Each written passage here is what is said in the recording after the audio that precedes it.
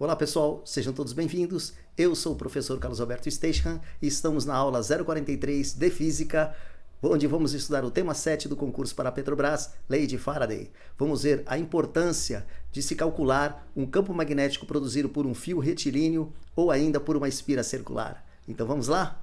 Vamos estudar como se comportam as linhas de campo magnético num ímã. Em 1820, Christian Ørsted descobriu que uma corrente elétrica gera um campo magnético.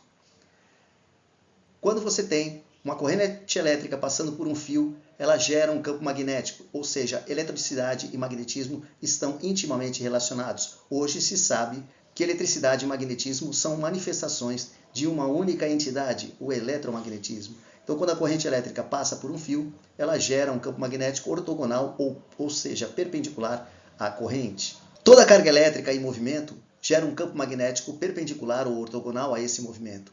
O vetor B, também chamado indução magnética, é sempre tangente às linhas de indução magnética. Toda vez que a gente tem um ímã, ele tem dois polos, o norte e o sul, e as linhas de campo emergem, nascem no polo norte e morrem no polo sul.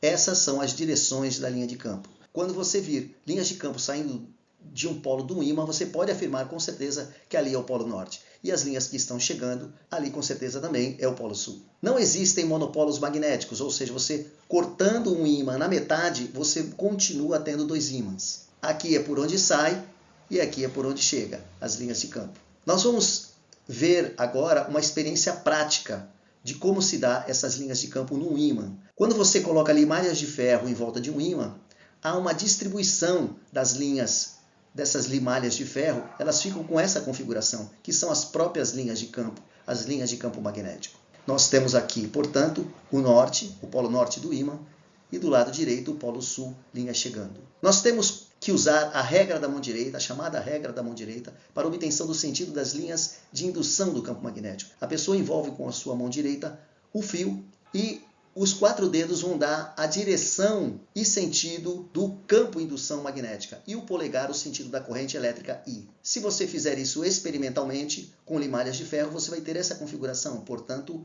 na prática, você tem que a direção da corrente é para cima, por conta da regra da mão direita. Você pode também calcular o B, o valor do campo de indução, em vários pontos, ou seja, ele depende de R através desta expressão, μ0I sobre 2πr. O campo magnético depende de μ0, que é a permeabilidade do vácuo, é uma constante que depende do meio. O I é a corrente elétrica e o R a distância do fio até o lugar onde você quer calcular o campo magnético, que a gente chama essa distância de R. Conforme a gente sabe, a gente usa a regra da mão direita e o vetor campo magnético em qualquer ponto ele é sempre tangente, ou seja, perpendicular a R, que é a distância entre o ponto onde você quer calcular o campo e o fio. Nesta situação aqui é que a gente tem representado o vetor tangente ao raio R. E se você disser, professor, eu quero também calcular o meu campo num outro ponto, pode também. Você levanta uma perpendicular para cima, por exemplo, você vai ter onde que vai estar o vetor tangente? Bem na ponta desse pontilhado, desse vetor R,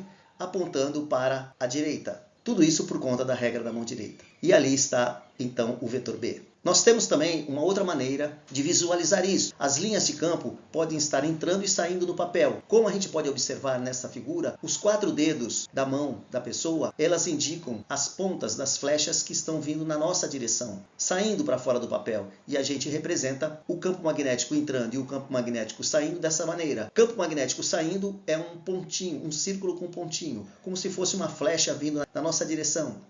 E o campo magnético entrando é como se a gente visse a flecha indo embora, a parte de trás da flecha.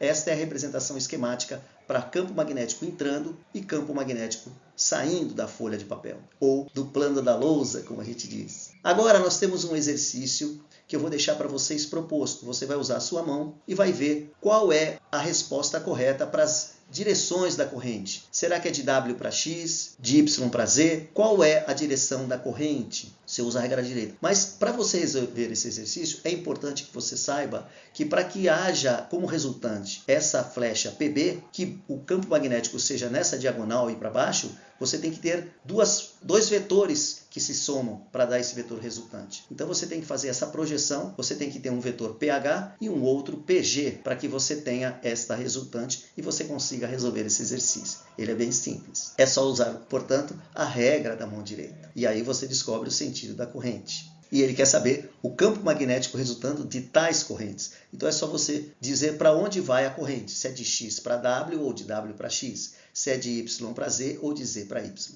Aqui está um exemplo de um solenoide, e aí você pode dizer com certeza onde está o polo norte e o polo sul do solenoide. Você está vendo as linhas saindo e as linhas chegando. De onde elas saem, de onde elas nascem é o polo norte.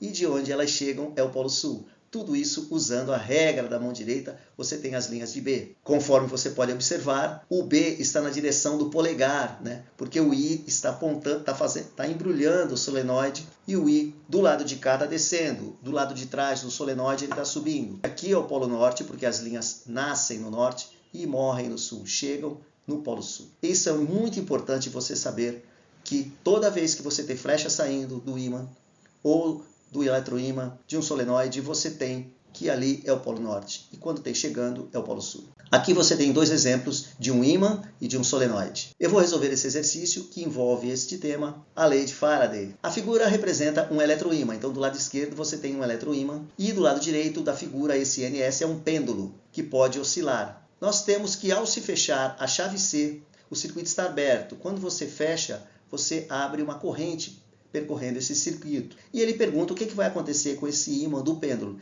Ele será repelido pelo eletroímã? Será atraído? O que vai acontecer? Tranquilo? Então vamos lá. Você acha que a corrente vai se dar nesse sentido? A resposta é não. Ela entra com menos e sai com mais. Vou apagar essa flecha e vou colocar uma outra. Assim. Este é o sentido da corrente quando você fechar o circuito C. Se ela agora foi para a esquerda, ela tem que descer. Vamos seguir a corrente. E agora? Ela vai para onde? Para a direita. Muito bem. Começa a subir e descer, subir e descer. Se você tem essa direção da corrente, para onde está o campo magnético? Olha a regra da mão direita. Portanto, nós temos linhas de campo magnético saindo pela regra da mão direita. A indicação do polegar daquela pessoa está dizendo que as linhas saem ali. O campo magnético vai para a direita, porque você envolve o fio com a sua mão direita e aí as linhas vão para cá. Certo? As linhas vão para lá. Então, para a direita. Aí, o que significa isso com certeza? Com certeza, ali é o polo norte, as linhas nascem no norte. Aqui é o polo norte. Se aqui é o polo norte, o outro lado é o sul. E o que vai acontecer? Norte com norte se afastam, né? Polos de mesmo nome se afastam, conforme a gente já viu. Então, a resposta é o ímã do pêndulo será repelido pelo eletroímã. Beleza? O que você achou? Fantástico, né? Maravilhoso esse tema. Aí você fala, professor, o que é isso? O que é isso? É para você deixar o seu like nesse vídeo. Valeu! Vamos ver agora a experiência de Faraday. Você tem um ímã com norte-sul se aproximando de uma espira com N voltas. A gente representa com letra N. Então, é uma espira dando N voltas. E óbvio que circula por essa espira uma corrente elétrica. E a gente sabe que quando você aproxima ou afasta, você mexe esse ímã, o ponteiro se mexe também. A corrente se inverte quando você aproxima ou quando você se afasta. Há uma inversão da corrente. Então, a lei de Faraday diz isso. Você tem um ímã, uma espira com N voltas e um amperímetro que mede a corrente elétrica. Então, ali é a bobina com algumas voltas no fio. Nós representamos esse número de voltas pela letra N maiúscula. Do lado esquerdo tem um amperímetro. À medida que você aproxima o ímã da bobina, gera uma corrente. À medida que você afasta o ímã da bobina, gera uma corrente no outro sentido. Com o ímã parado diante da bobina, não havia corrente elétrica. Esta é a lei de Faraday. Um campo magnético produz corrente elétrica numa bobina, por exemplo, desde que o número de linhas de indução magnética que atravessam o circuito estejam variando com o tempo. Se isso acontecer, o ímã está entrando ou saindo, o número de linhas que atravessam a espira varia. E aí você tem uma corrente elétrica. Eu vou resolver esse exercício. Então você tem dois ímãs idênticos e estão perpendiculares, formando um ângulo de 90. E ele quer saber, no ponto P, situado sobre a bissetriz, né, a indução magnética resultante é mais bem representada pelo vetor. Qual é a flecha do vetor B resultante dessas linhas de campo produzidas pelos dois ímãs? Nós temos esta situação. As linhas nascem no norte e morrem no sul. tanto para o ímã de cima quanto para o ímã do lado esquerdo. Então, qual é a resultante? Com certeza a resultante está para lá. A resultante é nesta diagonal para cima. Portanto, a resposta é a letra C. Pessoal, vou encerrar o vídeo por aqui. Espero que vocês tenham gostado desse lindo tema. Nos vemos nos próximos vídeos. Um abraço a todos e até mais!